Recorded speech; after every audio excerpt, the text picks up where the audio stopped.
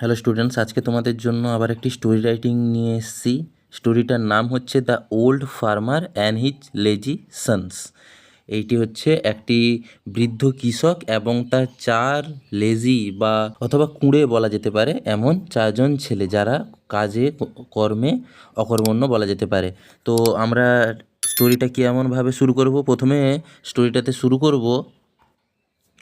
An old farmer has three lazy sons. একজন বৃদ্ধ কৃষকের ছিল তিনজন লেজি সন্স, মানে যে খুবই কুঁড়ে ছেলে। দে নেভার ওয়ার্কড, তারা কোনো কাজ করতো না। The old farmer was very worried, যে বৃদ্ধ যে কৃষকটা, তিনি খুব চিন্তিত ছিলেন অ্যাবাউট হিজ সন্স, তার ছেলেদেরকে নিয়ে। হি ওয়াজ ভেরি অ্যানহ্যাপি, তিনি খুবই অখুশি ছিলেন। ওয়ান ডে, একদিন, the farmer become very ill, কৃষকটি কি খুবই অসুস্থর মধ্যে পড়লো, অসুস্থতায় পড়লো। হি নিউ, তিনি জানতেন, হি ওয়াজ নিয়ারিং হিজ এন্ড, তিনি তার মৃত্যুর দিকে চলে এসেছেন বা মৃত্যু পর্যন্ত চলে এসেছেন, মৃত্যুর দিকে যাচ্ছেন। হি কল্ড হিজ সানস, তিনি তার ছেলেদেরকে ডাকলেন। বিসাইড হিজ ডেথ বেড, কোথায়, তার যে মৃত্যুশয্যার পাশে।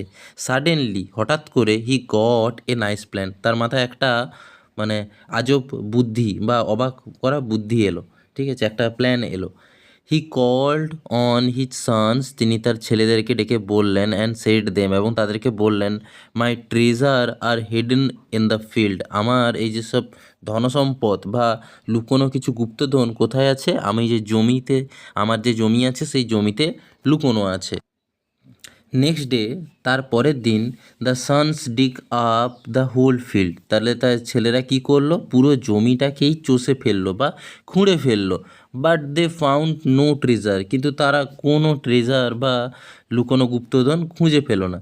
দেন দ্য ফার্মার আস, তারপরে সেই যে কৃষকটা তাদেরকে বলল, them to so seeds in the field, ওই জমিতে কী করো তারা, তোমরা সো সিডস করে দাও। সো সিডস মানে, সো মানে ছড়ানো, সিডস মানে হচ্ছে বীজ, যে শস্যের বীজ বা ফসলের বীজ ছড়িয়ে দাও। দ্য সানস ডিড সো, ছেলেরা সেটাই করলো। And they had a good harvest, এবং তারা কি করলো, বছরের শেষে একটি ভালো পরিমাণে হারভেস্ট বা ফসল উৎপাদন করলো। দে লার্ন, তারা শিখলো, দ্য মিনিং মানে অফ দ্য হিডেন ট্রেজার, এই যে লুকোনো গুপ্তধনের মানে তারা বুঝতে পারলো যে এটা কী।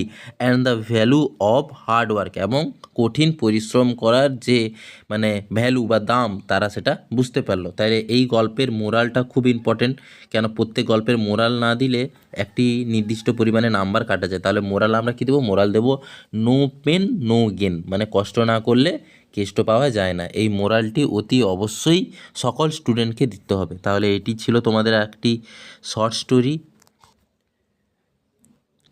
সকলে খাতাতে এই স্টোরিটি তুলে নেবে ভালোভাবে, তোমরা স্ক্রিনশট নিয়ে নিতে পারো।